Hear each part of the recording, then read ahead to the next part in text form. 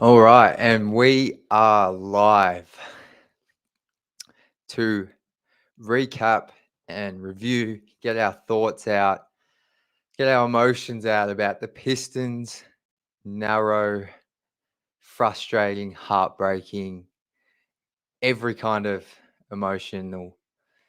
I don't even know, but the Pistons lose to the Celtics 118, 124 on their home court. And I can see here I've already got some questions here piling in. I've got my man Alan coming on for today's show. Fellow Aussie, he was on our first show, so he should be up here any minute now. That game was, I feel like he felt every single emotion. Um, Highs, the lows, doom. Like that first half was first like quarter and a half, I would say. The Celtics could not miss. And while some of it was like hot shooting, like it just felt like I tweeted out like the Pistons effort on defense. They just were kind of jogging between rotations, like just some really frustrating, like Piston stuff we saw last season. But then they fight all the way back. They have a 6 point lead, I think, at one stage with about 4.5 minutes left. And um, yeah, they lose. But I've got Alan here. I'm going to bring him up now, and then we're going to go through everything. Um, and yeah, talk through this loss, and hopefully we feel better after it. What's going on, my man? Hey, mate, just give me 2 seconds. Sorry. No stress at all. Oh, there we go. Oh, I've just started us off here with a few thoughts, but nothing real major. Just more me kind of talking about the emotion of that game. Uh, we'll get to kind of where this game was lost and some of the X's and O's stuff, whatever, in a minute. But how you feeling? What's the emotions like after Oh, that one? do you know, I think from the second half, uh, my disappointment started to subside because I mean, I was almost done by that half. Just from the effort side of things, um, and just kind of not realizing that we're not closing out on these 3 pointers properly, and how long it took us to realize that. But we did a good job and a phenomenal job in the third quarter. And so, I mean, thank God for that third quarter, man. Literally, like, and maybe that's where we'll start. Like, I think the third quarter was kind of where I felt like Cade really led the charge in terms of his defensive effort. I think he had like 3 blocks in that quarter alone, maybe at least two.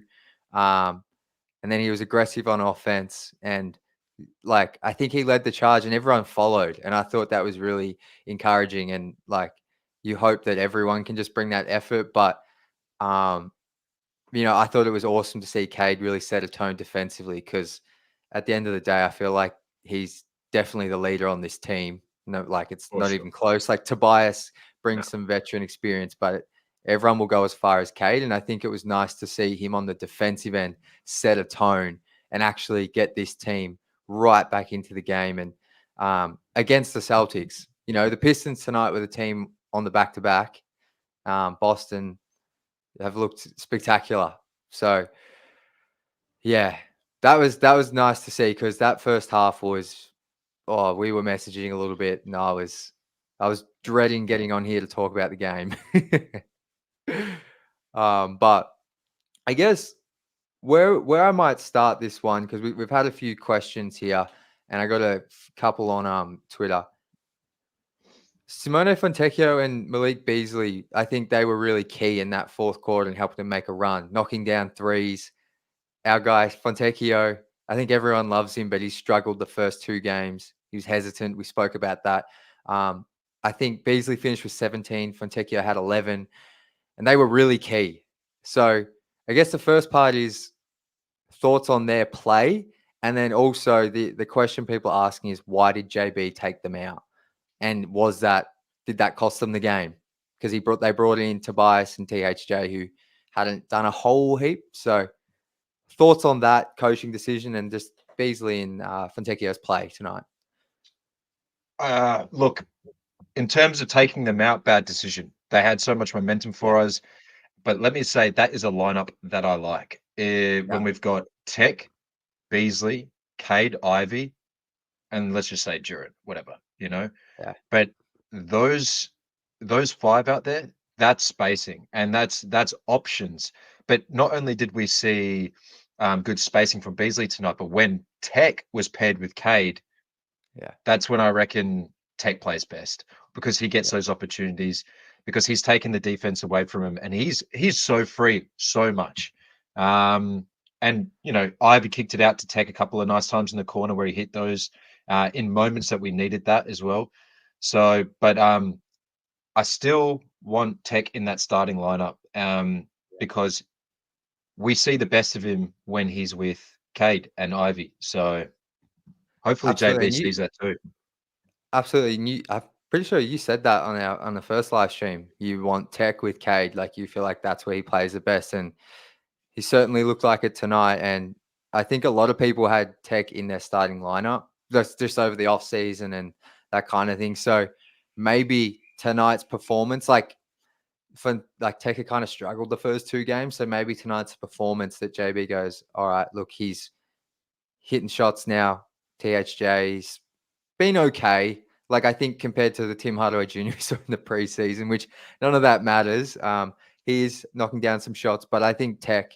I thought he was a bit better defensively last night, but just the spacing he brings and the size, I think um, I feel like he should be starting, especially with Asar out. Sure. I feel like against the Celtics tonight in the first half, maybe the Pistons' size on the wings got exposed a little bit. Like Tobias is big, but he's slow laterally. So maybe we see Fontecchio in the starting lineup going forward because he made a big difference tonight, and so did Beasley. They sure did. And Boston played a really big lineup tonight. Two bigs, three bigs sometimes on you know, they had I think they had how Ola Horford And that Tillman out there together. yeah, Did and the yeah, and even the other fella, their other center, Cornet? uh Did they Cornet. play all three of them? I must I have missed. I swear must have it's been at one point they had all three of them out there. I believe Maybe you. I'm wrong. Maybe I'm wrong. Look, no, I But do. Yeah, sorry, KO. I just do remember seeing. I think Cade was running a pick and roll, maybe with Stu, and I saw Tillman was defending Cade, and then Horford came up to the screen. I'm like, so I don't doubt you that all three might have been on the court. and that's the great thing about having a stretch big in Horford. You can play him in like these Yeah, because he can shoot. And tonight was a great example. If you give that guy a little bit of space, he's making it every time.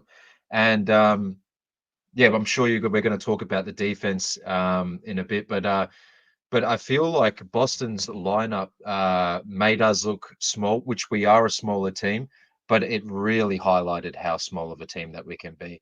Like yeah, and on top of what we were saying before, I reckon we can get away with, let's just say for instance Golden State Warriors, we're playing them, we can get away with a, instead of having Harris out there, we have Tech at the yeah, four, and we do that Jaden, Cade, Beasley, and then Duran at the five. yeah, I think we can get yeah. away with that. Absolutely. No, I agree. I agree for sure. And like, I think even I want to just I saw my man Wes Davenport in here. He brought this up. Should Stu have closed tonight? Checked out with 6 minutes to go. I actually thought so. Stu offensively, I think's just really struggled. I don't think did he hit a three tonight? I don't even think he attempted No, one. no, Like I think I've seen him take 1 3 this season. But yeah. I think defensively he's been solid. But I thought tonight he actually made a difference. So in regards to that question, I I think he could have closed. I also don't know if that changed the game, but I think it's definitely a fair question, and he could have closed for sure. I thought he was good Yeah. defensively. He did do well defensively. I thought he did a better job than Duran did. That's for sure. Yeah, so maybe he should have closed. So it's a fair question. Yeah, I think maybe let's just talk about the defense because I think there's positives and negatives in this. So first half, like the right. Celtics were hitting everything. Was it how many did it 16, 17 threes in the first half? Or am I imagining that? It was No, no, ridiculous. that's right. That's right. And Yeah, some of them were really tough, but there was a point where I saw some rotations where I like and I'm not a defensive expert, like I'm not at all, but I just saw like players like jogging on rotations, like, and you can't do that against Boston. Like, No. I just felt like Boston are a great, like, I think they're the best team in the league, best potentially shooting team in the league. But I feel like that defense in the first half made Boston somehow look even better. So I think to see them turn that around in the third and fourth, just with like amped up effort, it felt like Cade blocking shots, Duran got a couple of deflections. Like they're just way more active, and that's when Stu can really thrive when the game becomes a bit more gritty. But yeah, your thoughts on that? Because disappointing start, but then they close strong, and it's like, well, why can't we kind of bring that earlier? I know, and that's the hard part about this team is that it's a constant thought. Why didn't we have this energy from the start? Why is it we've got to wake up? And I get it, we're back to back, So that's an understand, I can understand that. But Cade did everything for us tonight in terms of offense, defense, energy. He did everything. I'm sure the turnovers were much less tonight. I didn't see as many, and maybe he had 3 or 4. I don't know if you have got the stats up.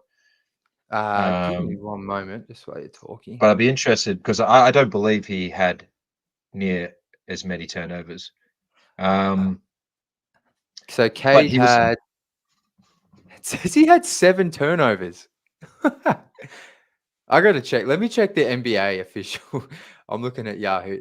I, that could be 7 right, turnovers. but Wow. he's I so did high not. usage.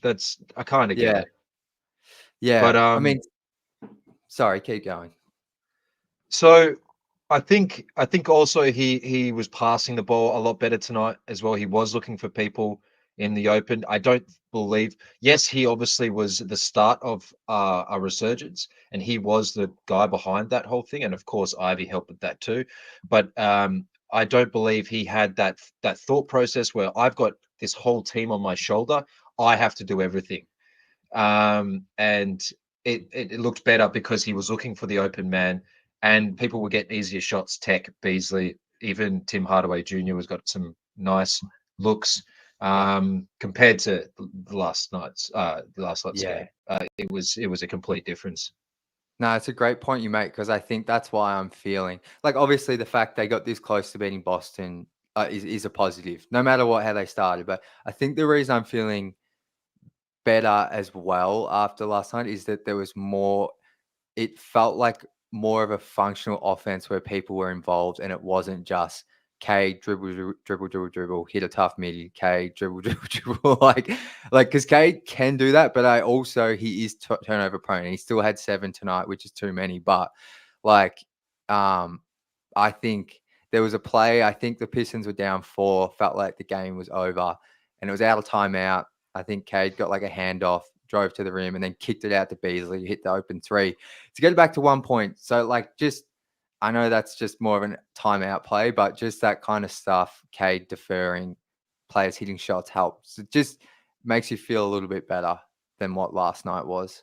But the other thing I wanted to talk about, and we'll talk more about Jaden Ivey, Cade, and some individual players, but I thought the key moment for me was the Pistons held Boston scoreless for 4.5 minutes, from the 8-minute mark to the 3.5-minute mark. They did not score a point, and the Pistons got up by 6 points. I thought that was key because, like, they had multiple chances to get this lead to more. And I think you kind of felt like once Drew Holiday hit that first corner 3 and it was back to 3 points, you kind of almost felt like, uh-oh. Like it felt like they needed to really, like they're playing great defense, but some of the shot selection, like I think Ivy took a rush 3 maybe. Um, I think Tobias maybe turned it over. Like it was just 3 possessions in a row where the Celtics couldn't score and then the Pistons couldn't score and push that lead to Yeah, more. And then as soon as it became a tied ball game, I will be honest, I thought I knew Boston would close it out. yeah, So yeah. it's good they held them scoreless, but just so frustrating. It was And better, and it was good defense. It was good yeah, defense, and Cade did a great job of keeping Tatum to nothing, and it was where Brown really had to take over. Um, like Tatum went quiet, and it was because of Cade, you know. yeah, Um, and I just like I believe anytime we've got a Celtics matchup like that, we've got to have Cade on Tatum or Cade on the best player in their team Yeah. until Asar's back, you know, Yeah. um, Literally.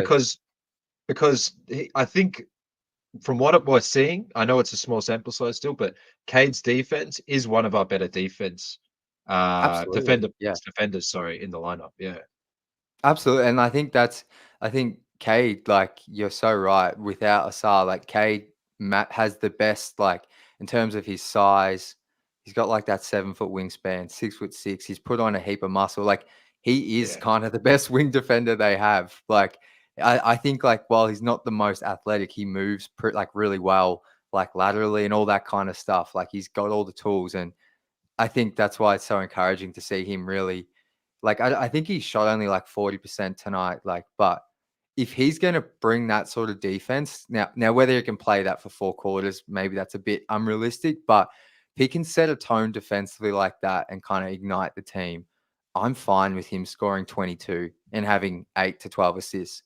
Like, absolutely. because I think that it clearly brings other players into the game, and if this team offensively, I think I'm okay with. I think they've got enough shooting that they'll be fine this season. If they're going to win games, I think it's defensively. And the Pistons don't have a defensive anchor. Like I love Stu, but I just don't think he's a starting center right now, and he's a No, bench player. Like they need it to come from somewhere else. and to look, a lot of people might disagree with this, but I don't believe Duran is a starting center. I just feel like Yeah, when Duran's career started, he was put in the deep end, and he had to fight or flight, right? Because we didn't have anyone better than him. But the reality is, if we had a vet center to give advice and teach someone like Duran, especially when it comes to energy, when it comes to defensive mindset, you know, his progression could be a lot better. But he is our best center at the moment. Maybe, you know, I yeah, believe he is in terms of definitely a lob threat.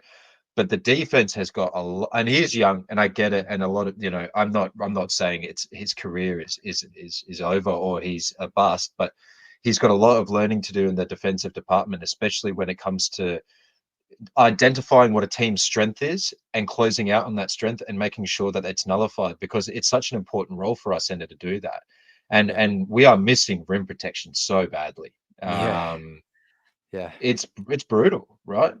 It's so funny. I think I was saying this yesterday after the game, like, and just so you know as well, I think a lot of Pistons fans would agree with you. Durant's not a starting No, big. I'm not sure if you're on Twitter, but like I think a no. lot of people would agree with you from what I see on there. But it's a very fair call. But it's interesting because you kind of felt like throughout that Weaver tenure for 3 or 4 off seasons, whatever it was, like the amount of emphasis that was put on the center position through the draft and like some of the free agency stuff early on to kind of come out of it. And yes, Jalen Duran's young, but to come out of that Weaver thing and still not really know where you stand with a defensive anchor is pretty disappointing. And that's a reflection of the Weaver era. But I think just as well, like a lot of people point to Duran's age, but like I think some of the issues he's had plagued him at Memphis. Like I don't think this is like he's still like I think he's 21 now. Like it was different when he was I don't even 18, think he's 21 yet. I don't even know if he's isn't he? 21 yet. I just still think like it's not like maybe I'm being harsh, but I just think at some point like you've been in the league long enough that we should maybe see a little bit more. But it's only been 3 games, and he actually, to his credit, I thought he was actually solid in the third quarter. So yeah, I think I'm just I watched Andre Drummond, we all did, and I just see so much of Andre in Jalen Duran that I think I go down that path. And maybe It's that's true. wrong with me. Yeah, It's true. They're very similar. But this is why I said, and last time when I was on the pod, is that's why I would like someone like Steven Adams, someone yeah, who is like a true and tried center. He may not be stretched, but he knows what to do when it comes to what is required of a center. And you know, and also I think Duran needs to be penalized. He needs to learn a lesson. Like this is how yeah, we learn as human beings. You know, maybe putting him on the bench isn't such a bad idea because you know it then gives him the drive. He knows right now every game he's going to be starting unless he's injured. You yeah, know, just because that. So there needs to be something where he's held accountable and that he can Yeah, learn from his mistakes. But we don't have the options right now. I mean, I yeah, did see someone before say B-Ball Paul, where's Reed? I agree, yeah, bro. Bring him out. Let's go. Let's give him a run, man. Because we need something different right there. You know. yeah. It's You know what's crazy? I just while you were saying that, I just was like, I'm just gonna check Duran's stats for the night. So 15 points, 9 rebounds, 2 assists, 2 blocks, 7 of 7 shooting in 28 minutes, -5. So I just threw the plus minus in there, but like I kind of like this, and like I don't know, maybe we're just harsh on Duran now, but I just the fact it's we're the still eye having this test. conversation, yeah, it's It's different. It's the eye test. You can see everything. The stats don't and show the complete picture. yeah, You know. yeah, and it's crazy because I hadn't even looked at his box score. I just wasn't paying attention to it. But yeah, when you watch, it just does not feel like I didn't even think he had a block shot. So Two.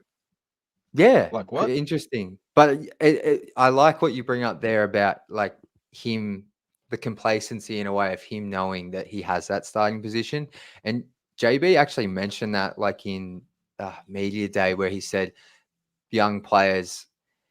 I don't think he said it specifically referring to the Pistons, but he said young players on rebuilding teams can become like complacent because they know they're going to start and they know they're going to play 30 minutes. And he said that was a thing he was going to look to, kind of change around here. So I feel like if Stu could actually get it together as a stretch big and hit some threes, based off what JB said at media day, maybe there's a world where Duran does come off the bench because I kind of felt as well, like in his rookie year, it was only very early, but when he came off the bench and he was only playing 18 to 22 minutes, I think if you go back and look at the numbers, you'll find he blocked his most shots in that 20-game period or whatever. So yeah, like you said though, there's really no other option because I think they kind of desperately need his rebounding because of the lack of size. So, and if Stu's not giving you like he's not stretching the floor offensively, it's tough. So, Yeah. yeah, Um, and talking about rebounding, another thing that needs to improve is our defensive rebounding. Our offensive yeah, rebounding is actually all right, but yeah. defensively, we can't seem Oh, to grab the ball. We're all slapping it around like it's a hot potato, yeah, man. What's the go there? Like, and do you know what yeah. made me laugh? Actually, when Stu went to get that rebound I that know hit what off you're his talking head, about. I thought of you, bro. I was like, was that so was that the one where typical. he like went to tap with like one hand and missed it? Yeah, fresh air. Yeah, He used both hands. He was like that, yeah. bro. So, Uh, but it's uh, stuff like that that's hard. Like I don't know if it's yeah, nerves. We're so nervous of getting the rebound on the defense yeah, because of these little mistakes that we have made, and it's yeah, like giving us PTSD, and we're overthinking it. That could yeah, be maybe I don't know, yeah. but the defensive rebounding was clear to me that it's a struggle that we have. Yeah, no, it definitely is for sure.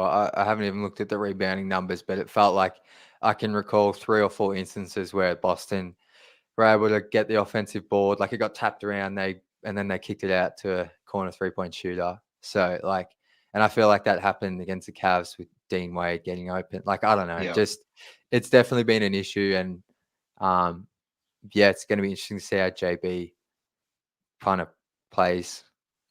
Um, she looks to fix that going forward. But I think let's.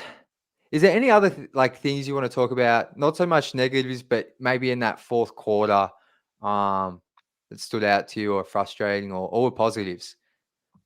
I liked. I liked a couple things. I liked today. I don't think it's been mentioned enough between yourself and I. Is that Ivy played a pretty good game. Like Yeah, he was defending pretty well. He was getting to the hoop. His free throws need to improve. That's something that he can easily improve, especially with Fred Vincent in the background. But yeah, I just love his tenacity. He slowed down a bit as well, yeah, like which was good. He had some nice dish outs. He found Tech a couple times. Um, but him getting to the basket is something that we need to utilize as a pass out. I know that he can obviously get the free throws, but he draws the defense. He has like 3, 4 defenders when he's right near the basket yeah, on him. So that means we got 3, 4 guys out there who are free. So I just feel like he needs to just kind of have his wits about him when he is getting in the driving lane about where people's positions are. And we'll get a lot of dish out points from that, because I know Cade garners a lot of attention when it comes to his offense, but Jaden Ivey, especially when he's going downhill and especially at the speed that he does, Yeah, he draws so much attention on the defensive end. So um, it's not, and like the ball movement off those, where he's drawing the defense, he's kicking it out, and then a bit of ball movement would be nice. And I think Tobias Harris, even though he's not been known to be good later in the game, I think he is going to get better. I think he's going through a little yeah. preseason Tim Hardaway Jr. thing, like you said. He's I'll get to Ivy in a sec because he raised a heap of good points there. But just with Tobias, I think in every game he's missed one or two key corner threes. Every game. One against Every Indiana, I remember. Definitely one tonight. I think would have put them back up by 6 after Holiday hit his first three. He was wide yeah, open. And I think there's even one against the Cavs, which, that's not as important. That game didn't feel like they're going to win. But yeah, I no, really hope he can get it together because, just selfishly, I was really high on that signing. I mean, yeah. and he's in the regular season not lived up to it. I think that's just fair. Even if I think he got 11 boards, but like you need more offensively. Yeah, I mean, like he got 11 boards, but you weren't thinking during the game, wow, Tobias is doing a really good job of rebounding. I think he was in good Yeah, positions to get rebounds. That's what it yeah, was. yeah, But he's been super quiet. I'm sure that he's got a lot to prove. He's going to have a bit of a chip on his shoulder, and he did have that in the first quarter. And actually, evidently, in that first quarter, I was like, Tobias is yeah, here. He's got the energy. He wants a win. yeah, But I don't know what it is. If it's a motor thing, it's a gas thing, but it just doesn't seem to continue through into that third, and if especially not yeah, the fourth. yeah. He just fades out of games. And I think I've said every show like that's what every Philly fan will say. Like he disappears. But like, yeah, look, I really hope he can get it going. I think he will. Like this is his like 14th season, and he's consistently just been 18 or like 16 to 20 points a night for like forever. So I think he's going to get it together. For sure. I think it's easy to forget like this team. They haven't. It's not like they had a whole roster overhaul, but the rotation has changed quite dramatically from last season. Like some of the young Yeah, players remain, but there's 3 new veterans to put in there. Obviously, Ivy's probably further ahead in terms of like I think he's clearly the team's second leading scorer, and it's not close. for Whereas sure. preseason, I thought maybe that was Tobias's role. Like Tobias is 2A, Ivy 2B, but so maybe Tobias is just figuring that out because his touches aren't there as maybe what he thought. But I Mm, think I just want to keep talking about Ivy because I think now he had 17 points in the first game, really struggled with foul trouble, but I thought he was okay. yeah. 22 points in Cleveland on great efficiency. Still the foul trouble kind of stuffed him around. And then tonight, I think he finished with 26 on like 70 or 60% shooting. And he's now shot the 3 ball pretty well for the past 2 games. Like, it's really like, I think I saw my man Weston here again talking about patience and, um, like I'm certainly still remaining patient, but like just seeing Ivy play like this is like super. It's exciting because I think you are starting to see a guy you can actually pair with Cade from this rebuild. I'm not saying Mm, Jaden Ivey's the second best player on this team when they're winning playoff games, but I think if he can keep this up, he's a top 3 guy. It's him, Cade, and then you still got to find that third kind of star type of player. But yeah, I think he's taking a leap, which is really exciting. yeah, and especially on the defense, like now Yeah, it's not like he is a problem. It's he's yeah, doing you know. So it overall, he just looks a little bit more complete, which is nice. Someone just yeah. said, "Bring Mason Plumlee back." That's hilarious, bro. No, Oh, no, please no. I mean, Plumlee's not helping protect the rim. I'll just say No, that. Yeah. no, no. But yeah, any more thoughts on Ivy? Because I think it's a good storyline so far for the and just a good sign for this team overall when you zoom out Well, a I bit. mean, I feel like all the people who were saying at the end of the last season trade Ivy, Monty didn't give Ivy the path he was meant to have. You've got to understand, it wasn't Ivy's problem. Monty Yeah. single-handedly destroyed Ivy's confidence, you know, I and to, know. and and what choice did he have? So we all, and the thing is, we all knew, everyone was saying play Ivy more, and then when he got the limited time, he didn't have a time to get, you know, momentum or gel. Yeah. That's why he didn't look as good as he could have. But JB is doing the right thing with him, and also, but I will say, Ivy, I think, probably is going to be the guy who's getting an extension on the contract over Duran. If this Yeah. continues through the season, it's not even a question Yeah. that that's going to be the case. So also, Duran needs to have that in mind after these games. He needs to know that this is a business, the NBA, that Yeah. no one's safe, and he is a guy from the Weaver era, not the Langdon era. So Yeah. Totally. No, it's all really good points, and I agree with you. I think this Jaden Ivey, I think there's obviously still plenty to improve upon.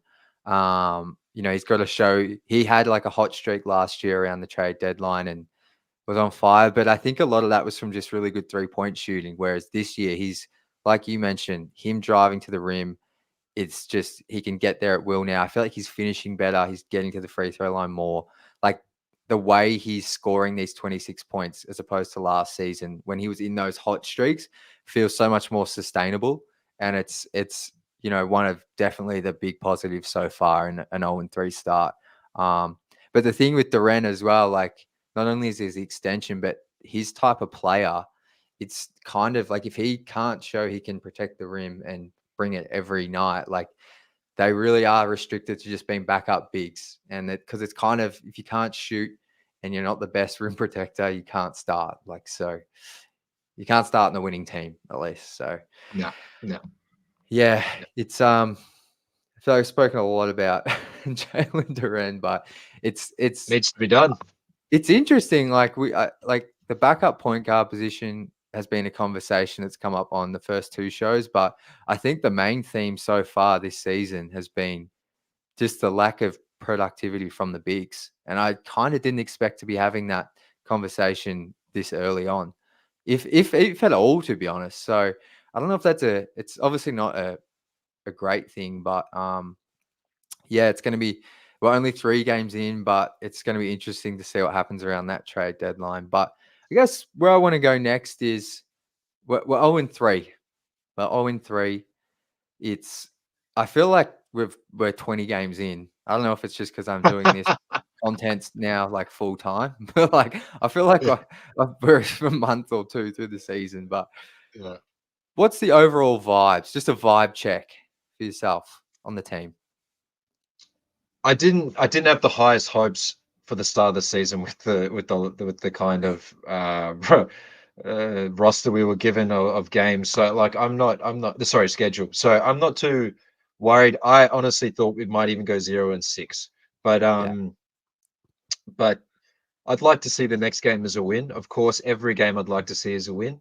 But today's like performance in that third quarter, and it just we have the ability. That's the problem. That's what's so tormenting for us fans is the ability is there.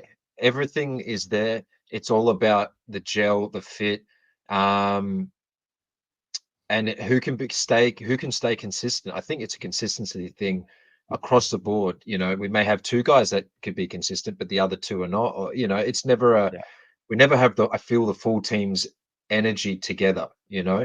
yeah, But I'm excited. I'm excited for Ron Holland. He hit a three tonight. It was amazing. yeah, Uh, his defense is already super like nice, almost yeah, elite, you know, and yeah, having him with Asar.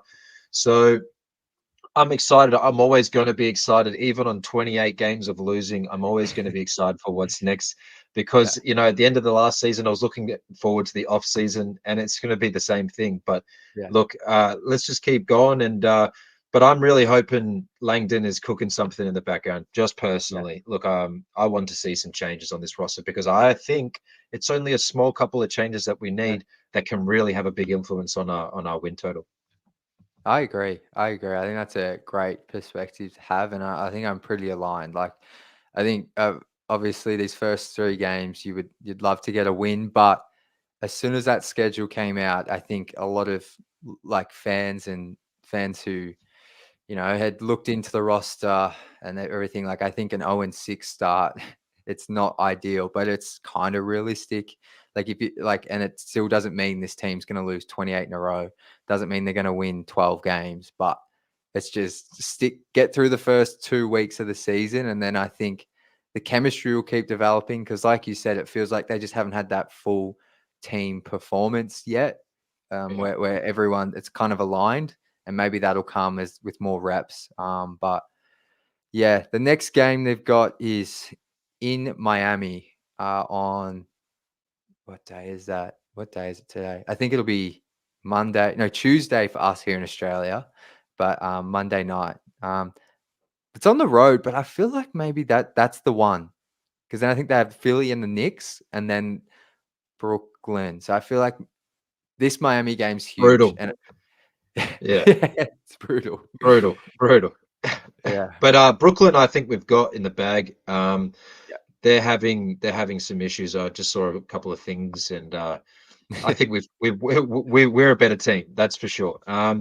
But I think Miami out of this next couple 76ers and what did you say, Knicks, is the yeah. most Knicks. winnable game. Yeah. Yeah, yeah. It's look. Miami got blown out opening night on their home floor. I haven't checked how they've been going, but I don't know. I Yeah. feel like if Cade can come out aggressive, sometimes he has really tough games against the Heat, but if he can come out aggressive and bring that, like I just hope they take that second half shows that they have the talent, at least in the regular season, to match it with anyone. So I hope they can take some stuff from that and some learnings and just really come next game ready to get that first win because I think that'll help the confidence a lot and just put Oh, big everyone time. at ease. Big time. For us fans as well, it'll be a little breath of fresh air because Yeah, we're just gonna we're anxiously waiting for it. That first yeah, one's gonna give us a little bit of hope, and we all need yeah, it. So yeah. We do, we yeah, do. Like yeah, there's been silver linings for sure, and there's been plenty of positives. Like I feel like we've spoken about a fair few on here, but they just need to get that win because yeah, it's going to be tough to please anyone after last season if with just these moral victories, even if they are like they against the Boston like tonight. But I think I've kind of touched on anything. If there is there anything else you want to talk about, anything of the sort. I'm the last thing I want to say, and again, thank you for having me on your show, bro. But what is the place of Marcus Sasser? Because I don't see him getting any minutes unless there's an injury. I Would you personally like to see him in the G League for development? I feel like it would be a bit of a so different players, but I feel like if he went to the G League, it'd be like the Saban Lee thing from a few years ago. He'd just drop 40 Okay. because I think Marcus Sasser as an offensive player, like I think he's a bucket. And I was actually excited when they drafted him because his shot creation and shooting off the dribble is like, it's actually like quite close to elite. His issue is like the playmaking and maybe he could go down and improve on that. But he's like 24 years old. I'm not sure how much you're getting out of that. But if he's just going to be glued to the bench, yeah, I just think he'd just go down there and dominate. Like he's a first round pick, and I think yeah, he's just been held back because he can't. His Yeah. playmaking is an issue, but yeah, that's my thoughts. No, I agree. I agree. I think he would absolutely destroy down there, and it would be Yeah, another Saban Lee. yeah. Mm. Like I'm Yeah, even but like now that you brought this up because it's a good thing. Like I'm kind of against even like Ron Holland going down there. Even though I think he's very raw, I just think like he just played a whole season last year against G League yeah, teams. And I know he needs to improve his handle, but I think there's more out of him playing, especially while Asar's out, playing 8 to 14 minutes a night on the real thing. yeah, yeah. It's and JB's rotations are very small. Like there's a lot of people who are not may not see the court, like Wendell Moore Jr. Like Yeah. he's It's he's having a little vacation on that bench, right? it's it's refreshing though, because after Monty last year consistently playing 10 to 11 guys, all bench lineups, like none of that so far. I think he's the only reason he's played more than 9 players was because of Ivy's foul trouble or any foul Yeah, trouble. So I yeah. think that's the way to go with this roster if you want to compete every night. So Yeah, and I agree. It was horrible seeing that that bench kind of line up last year. So look, I'm happy with I'm happy with what's going on right now. JB's doing a Yeah, good job, and he's got good energy, and he's ready to defend the guys. You can see yeah, every game, you know. yeah, I wouldn't mind him asking to see the referees have a look at some of the things that, yeah, like, because I feel like there were some of the plays we could have got back earlier yeah, on, not late in the game. I know he saved them for later, but there was some things earlier where I would have liked him to maybe get them to look at it, relook at it. yeah, definitely. But he's doing a way better job, and I really like him as a coach. Yeah, Yeah, no, I think he's doing a good, like a solid, good job. I think, but like we spoke about off the top, I don't think I agree with like bringing in Tobias and THJ for Tech and Beasley when they were so crucial to getting the Pistons in front. But I sure. think for the most part, the rotations, some of the offensive stuff as well, just like I think it's been a lot more creative. Or even if it's not creative, like I just think they're executing better. Even though there's some questionable plays down the stretch, like there's just a bit more there than I've seen in the past. So I think he's doing a solid job. I think it'd be hard to say Yeah. he's the reason they're 0-3. No, it's not his fault. No, no, I think Yeah, he's doing a really good job. yeah, He's doing everything he can, and at the end of the day, he can't produce the effort from these guys. They have to do it yeah, themselves. So yeah, 100%. Well, I think I think I've got everything off my chest. I don't think I think we've spoken about every player. We spoke about maybe let's finish on this. What would you like to see as a starting lineup in Miami on Monday or whenever it is the next game? so Miami, who who have they got at power forward at the moment? Who they got at the four? Oh, great question. I know. I think Because they've Kevin got Love Bam, comes off the bench, but Kevin Love. I So don't- are they yeah, a I bit actually don't bigger? know. Because I wouldn't even mind to see if they are a bit of a smaller team. I wouldn't mind seeing the I'm gonna have a Ivy, look. Cade, yeah, Beasley, Tech, and Duran as a start. Why not?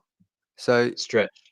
no, so today they started Jovic. So they go Terry Rozier, Tyler Hero, Butler, Jovic, Bam. So Jovic is quite big, but I don't think defensively he's very like he's skilled offensively, but Mm. yeah.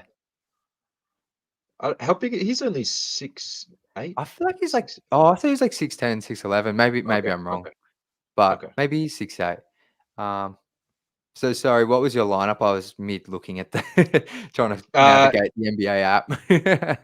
Cade, Ivy, uh, Beasley, Tech, and Duran. Because it Yeah. worked, Yeah, Corey agrees with you here. It worked. my man. I think that's wait. So we're benching Tobias. Yeah, Really? Wow. yeah, yeah. I I It- you know what? This I and don't. That would be there's a huge. reason why I say it. Yeah. No, please go on. So Tobias has been having not good games.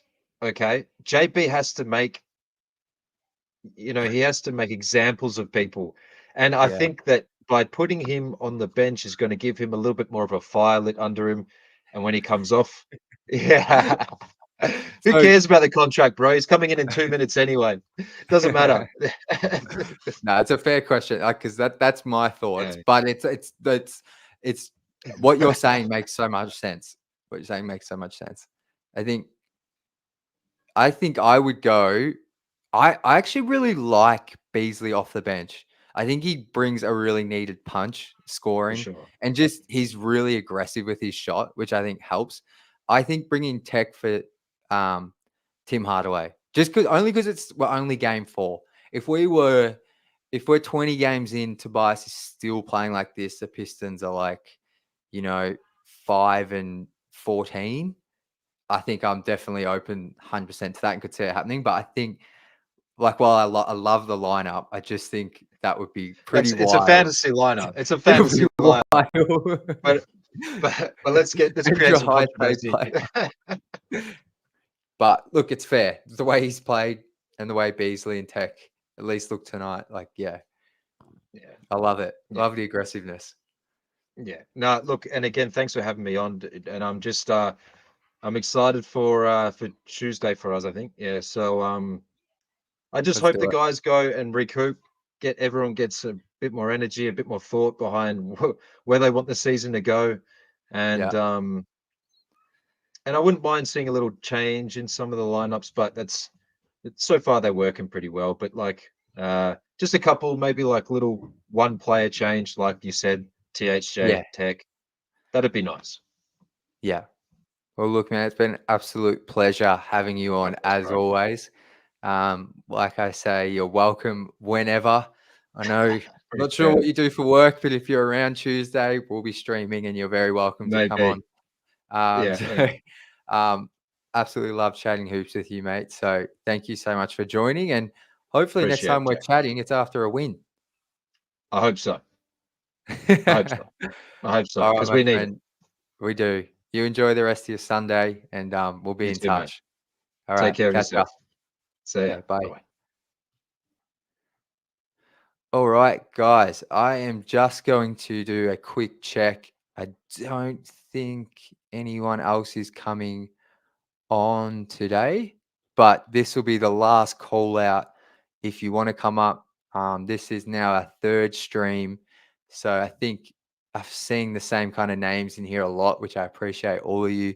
But you're getting a feel for how the show works. You can come on. We can talk about anything you like. Obviously, we can talk about the game, but if there's anything Pistons related, or we can even just talk about life stuff if you like. This is a relaxed show just to get things off your chest. So I think that's going to do it, guys. I'm just going to quickly check some of the comments if there's any questions in here. I appreciate all the interaction. You guys are absolute legends. If you have any final questions, get them in now while I have a look. But um, I think we might be close to wrapping it up here. Um, I'm going to record my game review straight after this, but I think you've all heard my thoughts. I think it's both a disappointing start tonight, uh, and like it really felt like the Pistons of old in that first half, particularly that first quarter and a half, where the Pistons just got completely obliterated. But to see them bring that effort in the third, particularly Cade on the defensive end, and then to see the way Jaden Ivey's now put together two really efficient 20-point plus games and looking the way he has and kind of replicating how he looked in the preseason, I think is something we should all be very excited about. And see the Pistons be up by 6 with, I think, 3.5 minutes to go.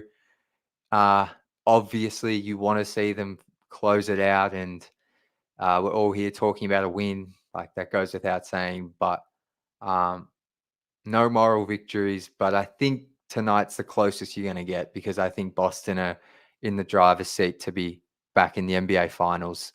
Bare minimum, they're Eastern Conference Finals finalists, so they're kind of the best of the best. And I think these guys showed that when they actually locked in and bring the effort, um, they can play against anyone, especially on their home court. So um, I think I've got a questions here. Oh, here we go. I've actually got some questions before I wrap up. So oh, I love this one from Rab. So, oops, no, there was one more before this from Xavier. So Xavier says, "What's your opinions on Ivy's play in the fourth so far this season?" So I actually had this in my notes, but I didn't get to it. So I think Jaden has kind of forced things a little bit, particularly in the last 5 minutes in every game. So I think in the Pacers game, I spoke about it on the first live stream. I was really disappointed. I think maybe I can't remember the score, but it was, it was a one. I think Pacers might have just been up by like 2 or 3. And it was a really key possession in the clutch. And Ivy just dribbled down and took a no pass possession, kind of pull up midi and missed it. And I think just we saw that a little bit again tonight where he kind of forced it to the rim.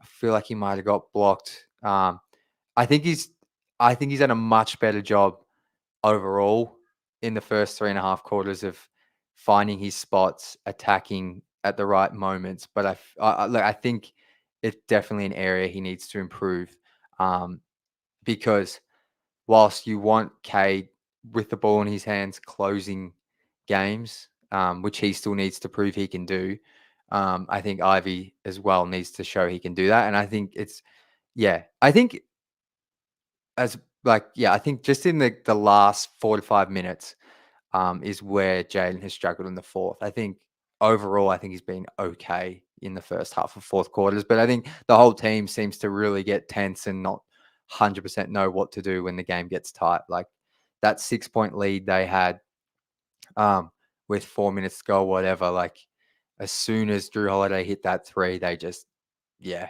and got it back to three. It just felt like they tensed up and, yeah, the momentum was drained out of them. So that's kind of my thoughts on him as it pertains to the fourth quarter.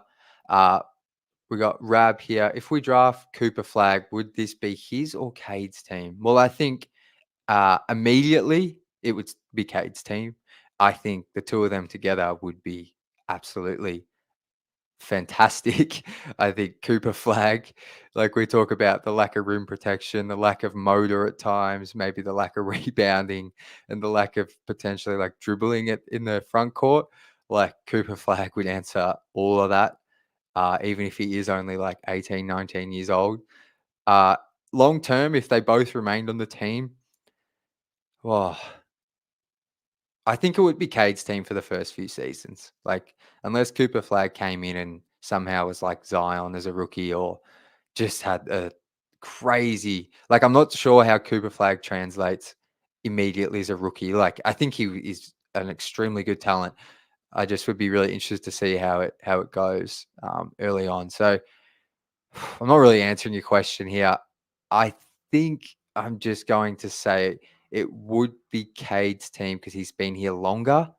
But we have seen kind of the Cat Anthony Edwards thing play out in Minnesota, and it turned into Ant's team, even while Cat was still there. So I don't know. Didn't really answer your question. I'd be keen to hear your thoughts, but yeah, those are mine. Uh, I think I think we're good. I think we're good, guys. Thank you so much for tuning in, for the questions, for the activity in the chat. Unfortunately, we're still 0-3. I think the vibes are still good. I think there's still plenty to like, whilst they haven't won a game. And I think they win in Miami. I do. I think they win in Miami. I think we're 1-3, and then I think they lose two more to the Knicks and Philly, and then I think we get our second win against Brooklyn. So hopefully we're back after the Miami game talking about a win. And please, as I always say, if you want to come up and talk, these things can go for 3 hours. As many people as are interested can come up and talk, and we can just talk through the whole game. But appreciate you all in the chat and all the support so far. And yeah, as always, go Pistons.